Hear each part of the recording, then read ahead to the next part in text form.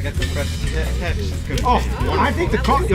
Oh yeah, coffee's ready. Lonnie, there you go. Don't you guys love this?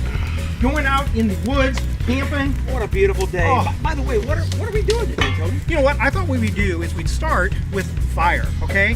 The wood. That's what camping's all about. So what we're going to do today is we're going to talk about indoor air comfort, which is how did we get from basic fires to today where we have natural gas furnaces, 96%, all the fun things that we do with air conditioning.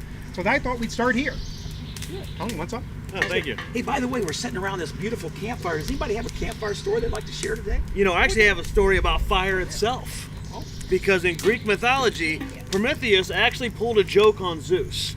So Zeus took fire away from mankind. So Prometheus went back up on the mountain and actually was stealing fire back from Zeus and bringing it down in these hollowed out stalks.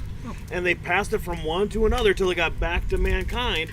And now they still continue that tradition every 4 years with the Olympic fire, passing it from one to another onto the next host city.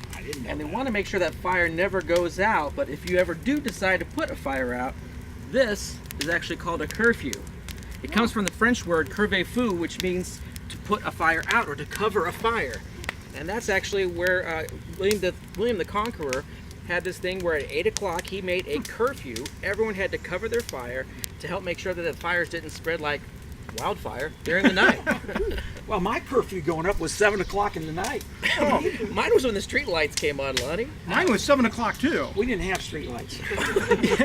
You know what's interesting about the history though? We've gone from wood, which we did a lot back in the days. We went to fireplaces, which still carried on all through those periods. But then after wood, we went to coal. We went to oil, which my parents had an oil furnace in their house as of 1960. Then we've gone to natural gas. So I think it's just kind of fun seeing the fuel systems that have changed. Yeah, what a major change. Speaking of gas, do you guys know that natural gas and propane have no smell? They are odorless. Oh, come on, Lonnie. Everyone smelled natural gas before, kind of like that rotten egg smell. I'm telling you, they're odorless. And what happened was in 1937, there was this great big gas explosion.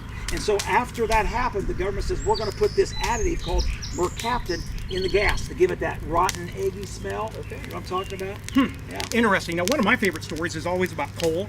I still remember my grandparents having a coal gravity-fed burner, and my dad would always say that every night he'd have to get up like 2 or 3 times to take that coal and rebank it. Otherwise, it would go out, and then they'd have to start over, which was hard. But what I always remember is everything was dirty.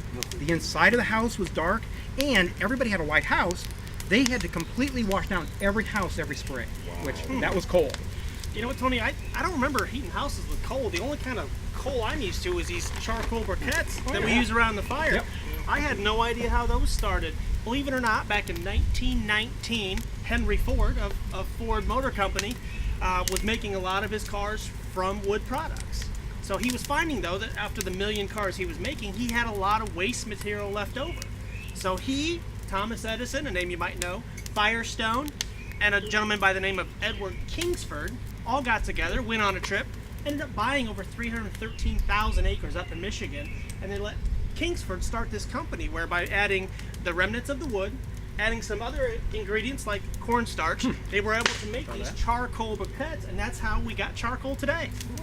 Wow. My favorite campfire story actually has ties to Henry Ford. Do you guys have any idea how the term pickup truck came about? Pickup. Put stuff in it. Well, yeah. back when they started rolling out pickup trucks, we actually ordered it from a catalog. They'd crate it, they'd put it on the back of a flatbed train, and you'd actually go down to the train station to pick up your truck. That's the name, pickup truck. Wow. Okay, these are awesome stories, guys, but time's getting a little away from us. We got to start the opening of the show, so let's get ready for that. Not till we have some hot dogs, right? Okay. Hey, the fish is We got almost done. 5 minutes. I think it's overdone. It's sushi. You don't have to cook it very long.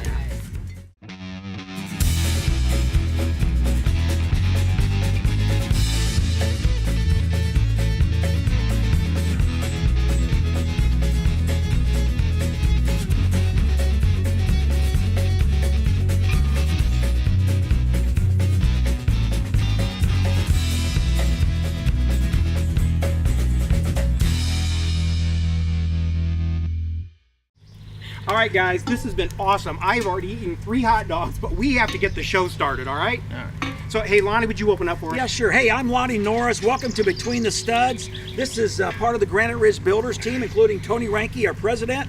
We enjoy sharing with you all the many things involved in building a custom home today. We build homes in northern Indiana, northwest Ohio, and also parts of southern Michigan. And there's a lot to think about. Today's an interesting show as we sit out here around the campfire. What are we going to do? You know what, we're going to continue our theme on process. You know, we've talked about plumbing, we've talked about insulation on concrete. We're going to talk about how do we heat our homes. In other words, the indoor air comfort and how it's gotten from this fire to what we're using today. Well, a good term to explain it would be HVAC, which stands for heating, ventilation, and air conditioning. A lot of people understand the heating part. Yep. A lot of people get the air conditioning part down right. But what about the venting part? It's very critical. We're going to talk about today in today's new home. Awesome. Very true. We also want to talk about moisture, controlling moisture inside the house, as well as having good air quality. And those are two things that we're great at. And the way we do is control that moisture so well that you can actually take the thermostat down a couple notches and still have the great same comfort. Yeah, and going right along that is you got to be concerned about mold, bacteria, VOCs, allergens. We're building these houses so tight that we put some things in our houses that we're going to talk about today that kind of fight those things. And you know, it's all these invisible things that have huge impacts on the overall comfort we have living in these houses. True. And don't forget the fireplace. In the past, it was a necessity. You needed it to cook and heat the home, but now we have it for the ambiance. And going along with the ambiance, the fireplace really says a lot about the design style of your home, so we'll get into some of those tips as well. Okay, I think we've got a great show. I think somebody's got to figure out how to talk about what's in the slab. In other words, our ductwork too, okay? So let's all do that, break off, and hopefully you guys will stay tuned. I think you're going to like this show. You may need to get closer Okay, with the hot dog. I got one more hot dog Got first. sushi dogs right now. Lonnie, your fish is done. Fish is done, man.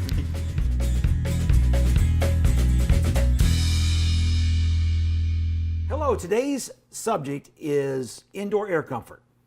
And we're going to talk about HVAC, heating, ventilation, and air conditioning, because that's very important. And we're going to focus today on H, the heating part of it, because we're going to use that heating component at least 8 months out of the year. Yep. And we're here at our showroom on Woodland Plaza Run, and we invite you to come in and take a look at a furnace. This is a newer furnace, but you know what, Luke? I remember the old furnaces. They were gigantic. They took up the whole basement, and you put fuel oil or wood or coal in that thing, and you know, hot air does rise and kind of rise up and kind of heat your home. Didn't work very well, but today it's completely different. Right, we've come a long way since then, and now what we're putting standard in all of our Granite Ridge homes is a 96% plus two-stage variable speed blower. So we're going to break that down a little bit because I think a lot of people are kind of intimidated by the furnace just because they don't understand how it works. And let me ask you this: when you say 96% plus, what do you mean by what's the 4%?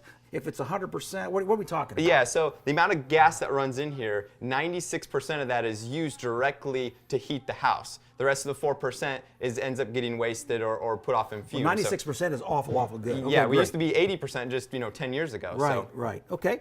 So let's talk about how the new furnaces work. So let's start with this bottom panel here, Lonnie. Okay. So I mentioned that it's got a variable speed blower. So the blower is actually the thing that pulls all those air from the cold air returns, comes back to the furnace, and it's just basically circulating the air throughout the house. It doesn't heat it, it doesn't cool it, it's just moving air. That's the point of the blower. Circulation fan or blower. Now ours is variable speed. That variable speed means that it can rev up from 1% all the way up to 100%.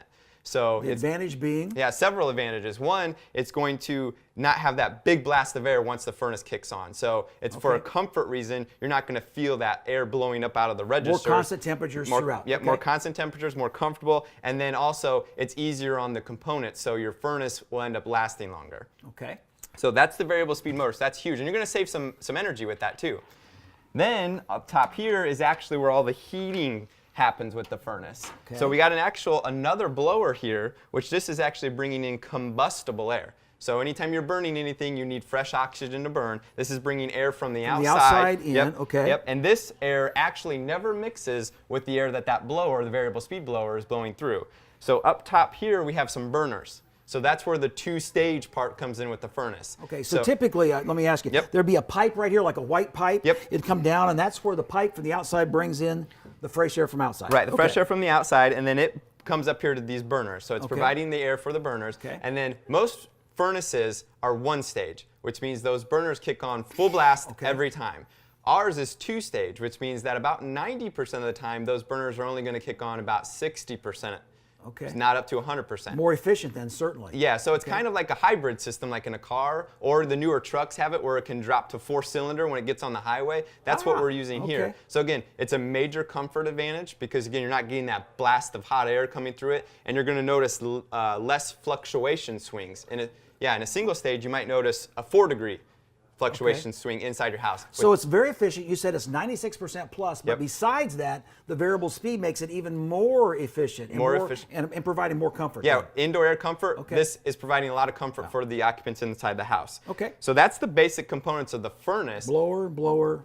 Okay. Yep. And then we've got something sitting on top of it. Yeah, so all the furnaces, most people think, oh, this is one giant furnace. This actually has to do with our AC unit. Okay, and what do they call this part of the furnace? So this is an A coil. So inside here, there's a coil that's in the shape of an A. Okay. And that is when we're in the cooling season, those few months that we're in the cooling season, the AC is pumping Puron through those coils, and then that blower down here blows that air through those coils, cooling the air down, providing cool air for the house. And when you talk about the AC unit, you're talking about that big box that sits outside the house. It's got a blower on it. Yep. And basically the way that works is it's just taking the hot air and it's condensing it down and then pulling the coolness out of it and then bringing it back into the house. Seems to work pretty good. Yep. And our variable speed motor with this furnace actually enhances that AC unit outside, putting it up to a SEER 14. So we're talking very, very efficient components and also very wonderful components when it comes to just indoor air quality and comfort. Right. Now you mentioned indoor air quality. Why don't we take a break and then we'll go to some of the components to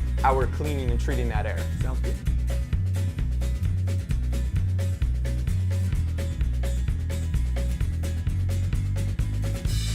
Hey Lonnie. Ow! What was that? Here's a stud tip for you. If you're walking around and when you're going to shake hands or touch people, you shock them, that's a sign that your indoor humidity is too dry. That's probably below 35%. Now, if it's too high for humidity, you're going to notice it on your windows, your exterior windows. If you notice a little bit of moisture content at the bottom of those, that means that your humidity is probably over 55%, especially in the wintertime, you're going to see that moisture line.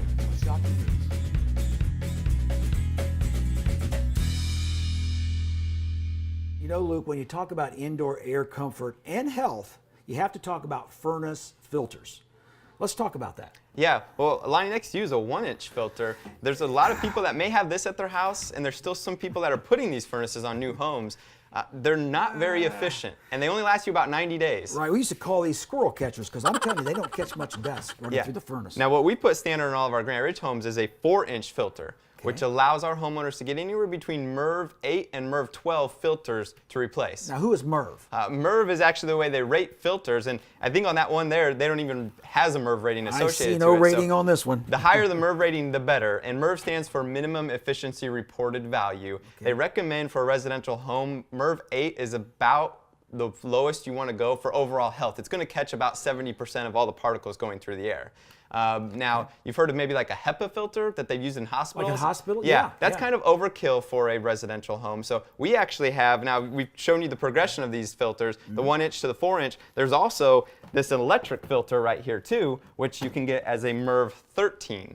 So Luke, say I've got allergies or asthma real bad and I want to upgrade to this. What would it cost to upgrade to the electronic system? It'd be about $1,500 for them to upgrade it, but maybe right now they don't feel they need it, but maybe they have kids down the road that have allergies. Right. We make sure all of our furnaces are set up to be able to support that larger box. So the way this works is it actually, like I said, it's electric, so all the air passes through this field, and it actually, when it passes through this wire here, it negatively charges all of those particles. Then it goes through a positively charged field back here, opposites attract. That's how it raises it up to a MERV 13. So we call it, this would actually trap, and then this would actually zap. So trap and zap when it comes to those particles. Correct. Okay. So now that's the furnace filter. Now, are there some other options that we can put on our furnaces to help with that health? Okay. What would they be? So here's an example of an ultraviolet light. So in there you can see there's a little purple light. This is placed specifically here because it's shining down on that A coil. So an ultraviolet light is going to zap, just like you said, anything that's living. So mold, bacteria, viruses, those type of things that are in your air, going to help improve those qualities and then it gets trapped again through the filter process as it goes through the system. This is about a $500 upgrade. Yep. And it's got the ultraviolet light that runs for 2 or 3 years, Yep. around $75 to replace. Very good value then Yeah. for what it does. Yep, absolutely. And there's also a GPS, a global plasma solution that works very similar and around that $500 range, and it does the same thing where it kills a lot of those living particles in our air.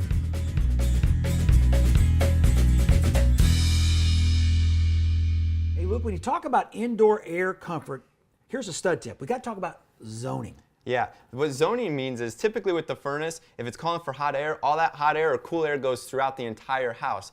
Zoning, we're actually breaking it up into components. So every floor, like 2 stories, this is huge. We put these in 2 stories. You'll have a thermostat on the top floor, thermostat on the first floor. So if that top floor tends to run hot, but the first floor is cooling down, cool air or hot air is only going to go to 1 or 2 of the levels, not both at the same time. So they work independently of each other. And here's another time that I would suggest zoning.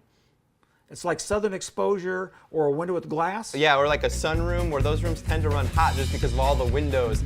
You can separate that room from the rest of the house and zone it so it have its own independent thermostat like we mentioned and probably get AC a lot more than the rest of the house. So Again, for $3,000 or $4,000, maybe $5,000, great money, well spent. absolutely.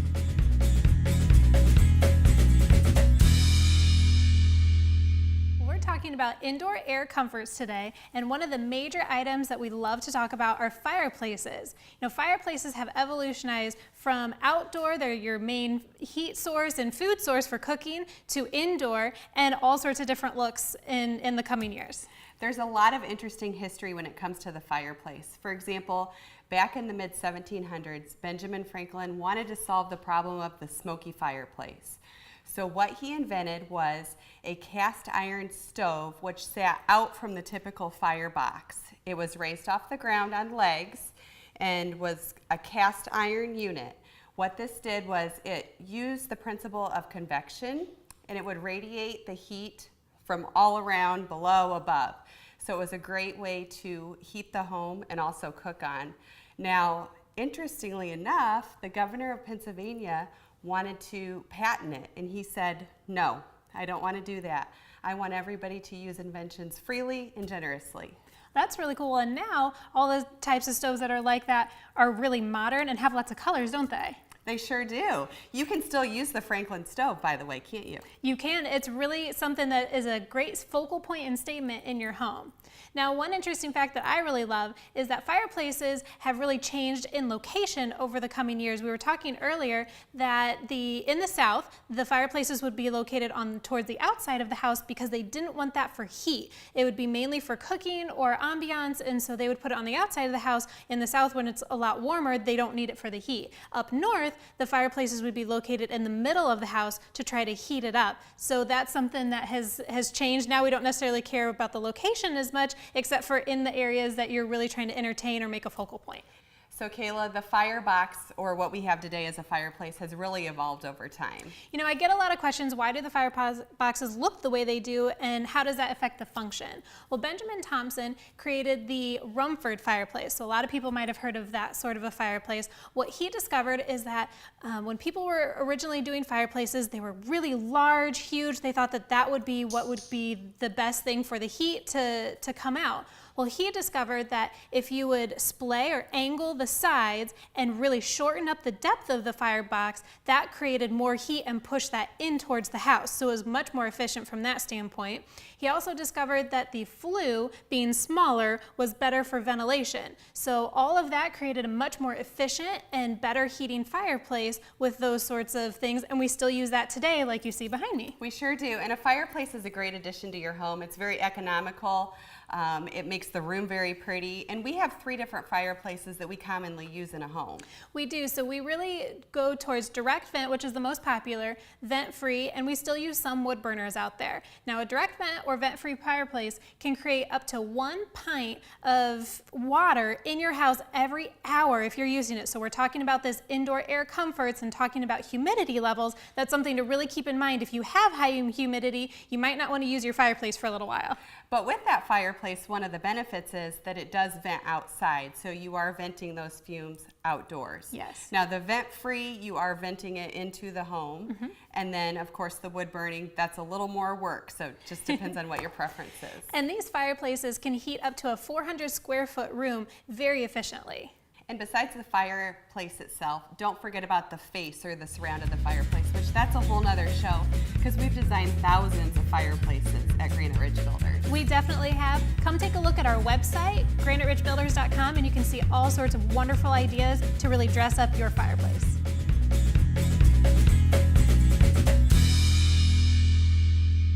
Elizabeth, I think this master bedroom here in this house has turned out really, really nice. I like I it. do too.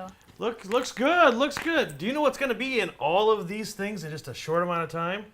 What? Dust mites. Ew. Oh, Ew. that's gross. You know, if you have a pillow for 9 years, 20% of its weight is all going to be dust mites and the other things that dust mites produce. Oh my gosh, Ew. I don't want to use my pillow tonight. Your mattress, after 9 years, is 35% of its weight is all going to be dust mites. That's So when you're awful. flipping the mattress every 6 months, 35% of that weight is all dust mites. Girls, don't worry. This is a Granite Ridge built home, which means we don't have problems with those dust mites. We don't have problems with bacteria, mold, viruses, anything like that, because we've controlled that humidity level, and we've done several other things with our upgraded standard furnace. We're fighting all of those things that are trying to attack this house. We have a standard 4-inch filter. We can put an ultraviolet light on the system. We can put global plasma solutions. We can do a zap and trap system with some of our perfect air purifiers. And Lonnie and I are talking all about that. So you guys got to check it out. You'll feel much better about sleeping on your bed at night. I feel better Yeah, already. no kidding. Hey, but don't forget, vacation at that hotel. Oh. I think it's time for a new pillow, Elizabeth.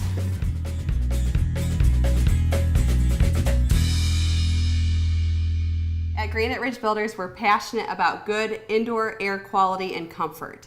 A lot of homeowners come in concerned because they have family members with allergies and asthma, and actually 82% of homes in America do not meet the standard indoor air quality requirements.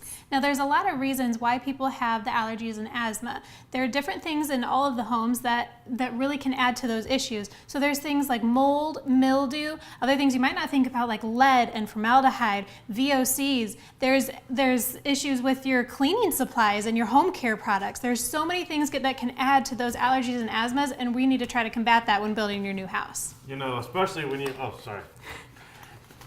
you're looking at it, and you have 1 in 5 Americans who are having allergies and asthmas. And in a recent poll, they said that 70% of people, if they were looking at, building a new home or remodeling their new home, they would actually look at investing more money into that indoor air quality. No, what I was going to tell you is that the statistics from the American Lung Association actually says that many houses are actually more polluted inside than they are outside, and we spend more than 90% of our time indoors for most people. Oh, wow. Whoa! Come on up. Are you When it comes okay to there? indoor air quality, this thing does not work. And I tell you, but it's really an important subject because we are breathing in and out every day 3,400 gallons of air. And it is very possible that your home is more polluted than the outside air. So, got to do something. Guys, these are all very, very valid concerns, but in a Granite Ridge home, you're not going to need those masks or whatever World War II relic this is. Oh, no. And the reason that it's not a concern in our Granite Ridge homes is because we actually have a standard feature, which in my opinion is the most important standard feature that we put on every home, and that's our fresh air intake. And the way the fresh air intake works is it's a duct system that goes to the outside that's controlled by a damper, and we're actually bringing in fresh air every day to exchange all of the air out. This entire house is going to get exchanged every 24 hours. And it goes through all of those filtering items that we talked about. So it gets filtered before we bring it into the house. Now, in an existing home, it could take 7 days to actually exchange the air throughout the house. So, Tony, that sauerkraut that you made on Sunday, there's still particles floating around come Saturday. The perfume you sprayed, still there a week later. So it's a very, very important subject, and it has to be done right, because I've personally seen if a house is built too tight, what it will happen if it's not bringing in that fresh air, and it just takes all of these concerns you guys have and just magnifies them. So it's a major, major benefit that we're putting this fresh air intake on all of our houses, and it's mainly focused in benefiting the people living in the house. Well, let's have Lonnie take this back so it doesn't scare the family or dogs that are going to come into this house here Right. soon. So. I don't remember. Flea market. It's a flea market. He just scared me where he shops.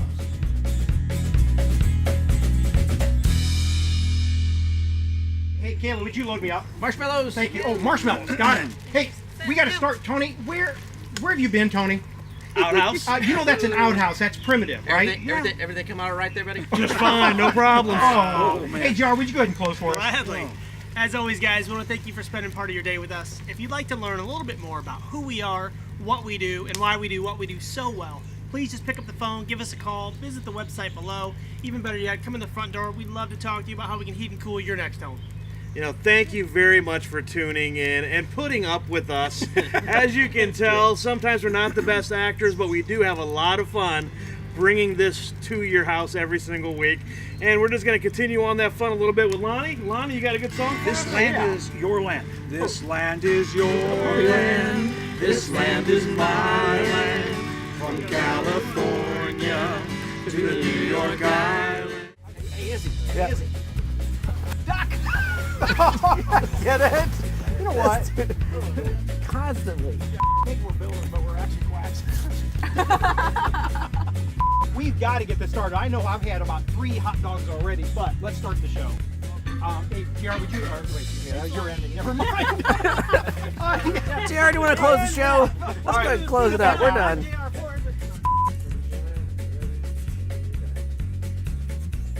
Yep. No, they're all I'm staring. starting. I'm supposed to be starting. Forgot about that. Okay. Now, our fireplaces today, how do those differ, Kayla? Well, now, yep. Sorry, I was so rehearsed on what I had to say. I couldn't think about anything else, and I was so nervous. And I come in and I throw the bug. Stop! How many do you have? Stop it! It's right there. Yeah, okay, you can take that one back. Yeah, Keep kicking it. I can't find Right it there, now. right there. I'm really not scared of bugs. I know. I wasn't I just expecting don't it to like- come at my face. Amazon, probably. Oh.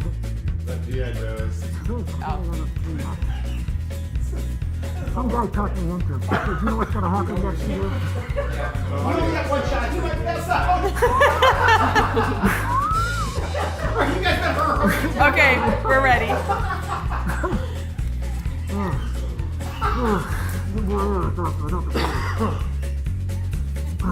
You guys gotta stop. It's hard to stop. Yeah, so I guess let's just start at the bottom here. I'm going to pull off some of these panels here. So I mentioned that it has a variable speed. Start over. I was getting ready to kick it. And this is a pipe that goes directly to the outside. This is what it's going to look like on the side of the siding. And it's just bringing in that fresh air. And we're exchanging all of the air once every 24 hours. Shoot. Yeah. Probably the heating side of the HVAC, what do you call that acronym? Sorry, over. Okay. And we're here at our demonstration display showroom on Town Square. Oh, for crying out loud! It's gonna say Woodland Plaza Run. I knew it. I heard it. It come out. Oh shoot! All right.